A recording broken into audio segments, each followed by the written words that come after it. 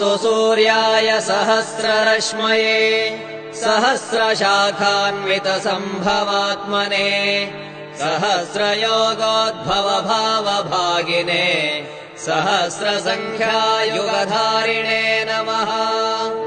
यन्मण्डलम् दीप्तिकरम् विशालम् रत्नप्रभम् तीव्रमनादिरूपम् दारिद्र्यदुःखक्षयकारणम् च पुनातु माम् तत्सवितुर्वरेण्यम्।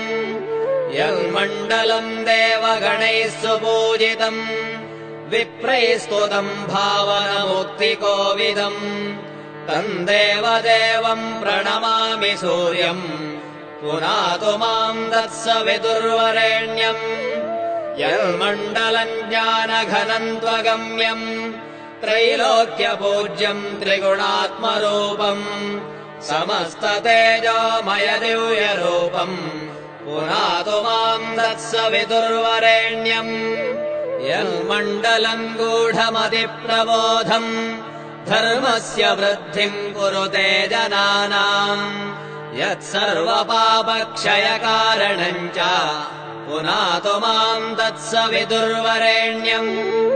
यन्मण्डलम् व्याधिविनाशदक्षम् यदृग्यजुःसामसु सम्प्रगीतम् प्रकाशितम् येन च भूर्भुवः स्वः पुनातु माम् तत्सवितुर्वरेण्यम्।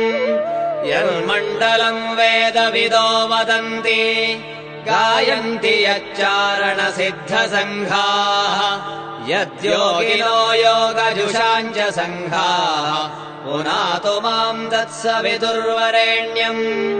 यन्मण्डलम् सर्वजनैश्च पूजितम् ज्योतिश्च कुर्यादिहमर्त्यलोके यत्कालकालाद्यमनादिरूपम् पुनातु माम् तत्सवितुर्वरेण्यम्।